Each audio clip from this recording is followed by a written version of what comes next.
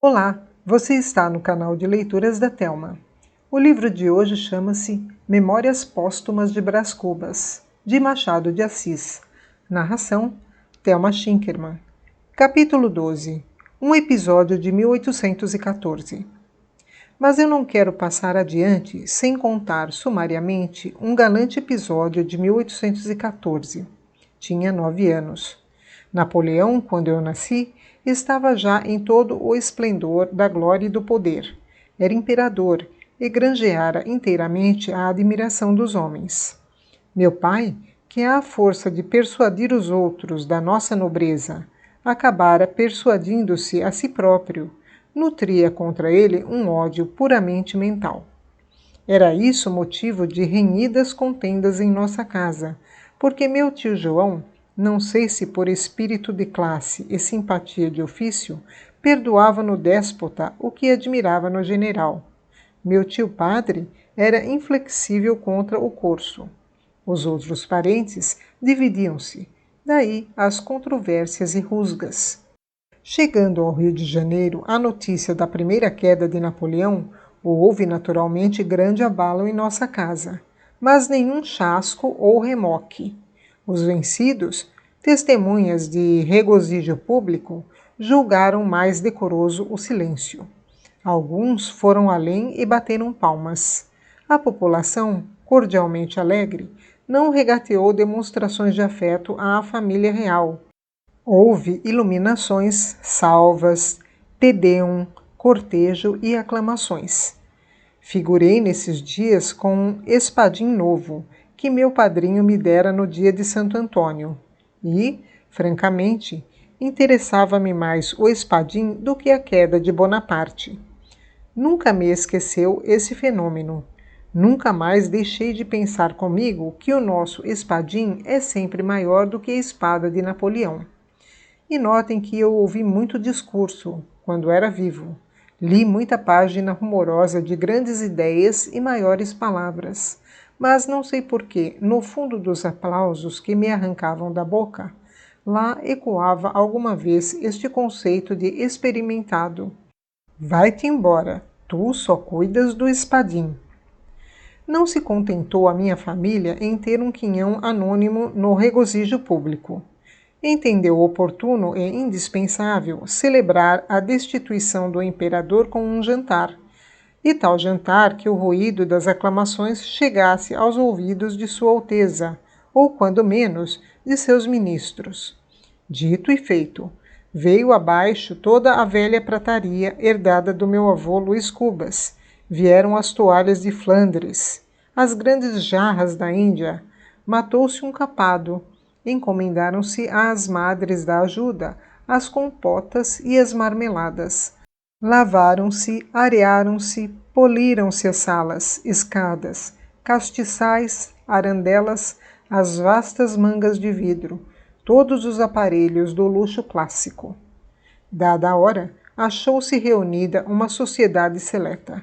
O juiz de fora, 3 ou 4 oficiais militares, alguns comerciantes e letrados, vários funcionários da administração, uns com suas mulheres e filhas, outros sem elas, mas todos comungando no desejo de atolar a memória de Bonaparte no papo de um peru. Não era um jantar, mas um te deum. Foi o que pouco mais ou menos disse um dos letrados presentes, o doutor Vilaça, glosador insigne, que acrescentou aos pratos de casa o acepipe das musas. Lembra-me como se fosse ontem, lembra-me de o ver erguendo-se, com a sua longa cabeleira de rabicho, casaca de seda, uma esmeralda no dedo, pedir a meu tio padre que lhe repetisse o mote e, repetido o mote, cravar os olhos na testa de uma senhora. Depois tossir, alçar a mão direita toda fechada, menos o dedo índice, que apontava para o teto, e, assim posto e composto, devolver o mote glosado. Não fez uma glosa, mas 3. Depois jurou aos seus deuses não acabar mais. Pedia um mote, davam-lhe-o. Ele glosava-o prontamente, e logo pedia outro e mais outro.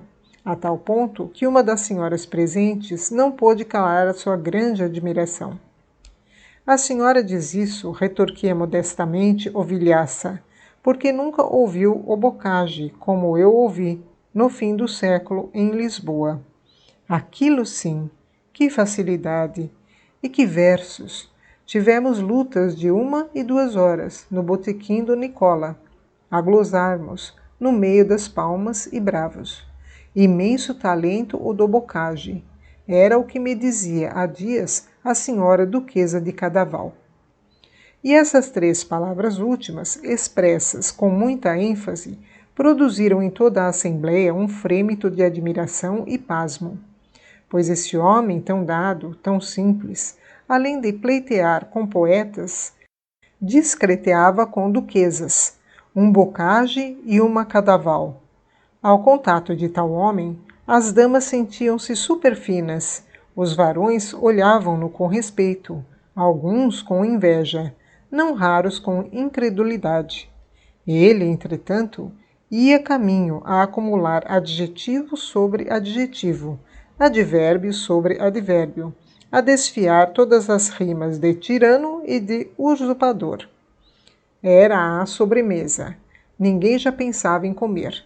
No intervalo das glosas, corria um burburinho alegre, um palavrear de estômagos satisfeitos, os olhos moles e úmidos, ou vivos e cálidos, espreguiçavam-se ou saltitavam de uma ponta à outra da mesa, atulhada de doces e frutas. Aqui o ananás em fatias, ali o melão em talhadas, as compoteiras de cristal deixando ver o doce de coco, finalmente ralado, amarelo como uma gema, ou então o melado escuro e grosso, não longe do queijo e do cará. De quando em quando, um riso jovial, amplo, desabotoado, um riso de família, vinha quebrar a gravidade política do banquete. No meio do interesse grande e comum, agitavam-se também os pequenos e particulares. As moças falavam das modinhas que haviam de cantar ao cravo, e do minuete e do solo inglês. Nem faltava matrona que prometesse bailar um oitavado de compasso, só para mostrar como folgara nos seus bons tempos de criança. Um sujeito, ao pé de mim, dava a outro notícia recente dos negros novos, que estavam a vir, segundo cartas que recebera de Loanda, uma carta em que o sobrinho lhe dizia ter já negociado cerca de 40 cabeças e outra carta em que trazia-as justamente na algibeira, mas não as podia ler naquela ocasião. O que afiançava é que podíamos contar, só nessa viagem, uns 120 negros, pelo menos. Trás, trás, trás, fazia o Vilaça batendo com as mãos uma na outra.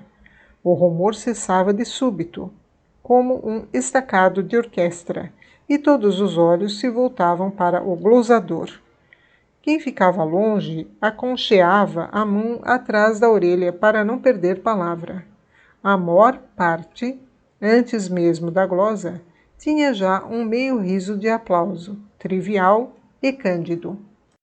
Quanto a mim, lá estava, solitário e deslembrado, a namorar certa compota de minha paixão. No fim de cada glosa, ficava muito contente, esperando que fosse a última, mas não era, e a sobremesa continuava intacta. Ninguém se lembrava de dar a primeira voz. Meu pai, à cabeceira, saboreava a goles extensos a alegria dos convivas. Mirava-se todo nos carões alegres, nos pratos, nas flores. Deliciava-se com a familiaridade travada entre os mais distantes espíritos, influxo de um bom jantar. Eu via isso porque arrastava os olhos da compota para ele e dele para a compota, como a pedir-lhe que me servisse. Mas fazia-o em vão. Ele não via nada, via-se a si mesmo. E as glosas sucediam-se, como bátegas d'água, obrigando-me a recolher o desejo e o pedido. Pacientei quanto pude, e não pude muito.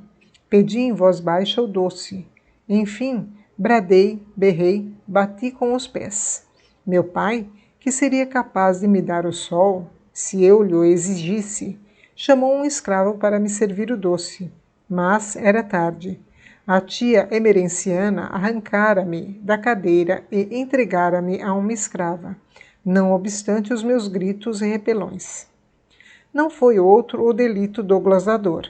Retardara a compota e dera causa à minha expulsão. Tanto bastou para que eu cogitasse uma vingança, qualquer que fosse, mas grande e exemplar, coisa que de alguma maneira o tornasse ridículo. Que ele era um homem grave, o Dr. Vilaça, medido e lento, 47 anos, casado e pai. Não me contentava o rabo de papel nem o rabicho da cabeleira. Havia de ser coisa pior. Entrei a espreitá-lo durante o resto da tarde, a segui-lo, na chácara, aonde todos desceram a passear. Vi-o conversar com Dona Eusébia, irmã do sargento Mor Domingues, uma robusta donzelona, que se não era bonita, também não era feia. Estou muito zangada com o senhor, dizia ela. Por quê? Porque não sei por quê. Porque é a minha sina. Creio, às vezes, que é melhor morrer. Tinham penetrado numa pequena moita. Era lusco-fusco. Eu segui-os. O Vilaça levava nos olhos umas chispas de vinho e de volúpia. Deixe-me, disse ela. Ninguém nos vê. Morrer, meu anjo. Que ideias são essas? Você sabe que eu morrerei também. Que digo? Morro todos os dias de paixão, de saudades. Dona Eusébia levou o lenço aos olhos. O glosador vasculhava na memória algum pedaço literário e achou este, que mais tarde verifiquei ser de uma das óperas do judeu. Não chores, meu bem. Não queiras que o dia amanheça com duas auroras. Disse isso, puxou-a a si. Ela resistiu um pouco, mas deixou-se ir. Uniram-se os rostos, e eu ouvi estalar, muito ao de leve, um beijo, o mais medroso dos beijos. O doutor Vilhaça deu um beijo em Dona Eusébia, bradei eu correndo pela chácara. Foi um estouro esta minha palavra. A estupefação imobilizou a todos. Os olhos espraiavam-se a uma e outra banda. Trocavam-se sorrisos, segredos, à socapa. As mães arrastavam as filhas, pretextando o sereno. Meu pai puxou-me as orelhas, disfarçadamente, irritado deveras com a indiscrição. Mas, no dia seguinte, ao almoço, lembrando o caso, sacudiu-me o nariz a rir. Ah, brejeiro! Ah, brejeiro! Capítulo 13. Um salto. Unamos agora os pés e demos um salto por cima da escola, a enfadonha escola, onde aprendi a ler, escrever, contar, dar cacholetas, apanhá-las e ir fazer diabruras. Ora nos morros, ora nas praias, onde quer que fosse propício a ociosos. Tinha amarguras desse tempo, tinha os ralhos, os castigos, as lições árduas e longas e pouco mais, muito pouco e muito leve. Só era pesada a palmatória, e ainda assim...